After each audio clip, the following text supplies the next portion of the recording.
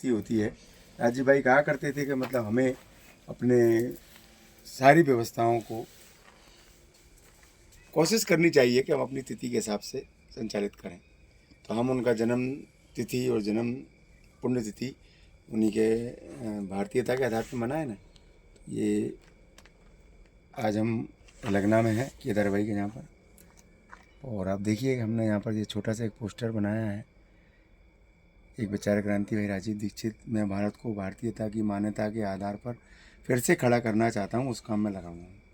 फिर जो है ना राजीव भाई ने जो लिखा कि मेरी आपको एक विनम्र अपेक्षा है, भाषा में भारतीय होना, भूषा में भारतीय होना, भोजन में भारतीय होना, भजन में भारतीय होना, भेषज में भारतीय होना, औषधि वो भी पूरी तरह भारतीय उपयोग कीजिए। इस तरह से राजीव भाई ने जो भी भारतीयता को लेकर व्याख्यान दिए हैं उनमें से कुछ चुने हुए अंशों को हमने यहाँ पर शामिल किया है। एक छोटी सी बात को हमेशा याद रखिएगा, कोई भी काम दुनिया में असंभव नहीं होता, करने वालों का संकल्प कितना बड़ा है, महत्व उस बात का होता है। ये भी हमने लिया। गोप्रेमी के रूप में हम चाहते हैं कि लोग गाय से प्रेम करें, और राजीव भाई ने जो कहा था कि प्राणी नहीं प्राण है ये देश का, और हम कहते हैं ना जानवर, जानवर नहीं जान है इस देश की। अगर भारत की जान है तो ये गाय है, भारत की प्राण है तो ये गाय है, ये है तो हम हैं। ऐसे ही राजीव भाई ने एक बड़ी अच्छी बात अपने बारे में ही कही थी। लोग कहते थे कि क्या फालतू का काम कर रहे हो, अच्छा खासा कैरियर छोड़कर इस तरह के काम में लग गए। परिवार वाले भी नाराज, रिश्तेदार वाले भी नाराज। हमने कहा ठीक है आप नाराज रहिए, क्योंकि ये पशु बन के जिंदा रहना तो हमें मंजूर नहीं है कि हाय पैसा हाय पैसा हाय पैसा। पैसा जिंदगी का सब कुछ नहीं होता है, देश उससे बड़ा होता है, समाज उससे बड़ा होता है।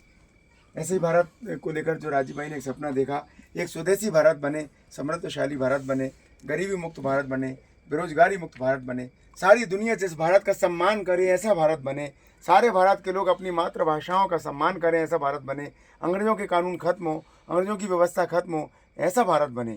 वो सारे के सारे भारत को बनाने की अब जिम्मेदारी हमारी है, आपकी है। ईश्वर हमें मदद करे, ईश्वर हमें शक्ति प्रदान करे, ऐसी मैं भावना रखता हूँ। अब राजीव भाई इतनी बड़ी बड़ी बातें कहते थे, खुद ही चले गए। अब वो चले गए, ईश्वर की मर्जी है या कोई और कारण है, ये तो मैं नहीं जानता, लेकिन राजीव भाई जो हमें रास्ता दिखा गए हैं, हमें उस रास्ते पर चलना है।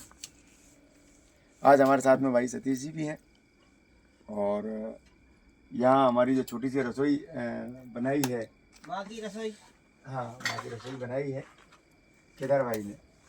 तो यहाँ पर अभी ये चाय बना रहे हैं अभी औषधि युक्त, और उसके बाद में आटे का हलवा बनेगा।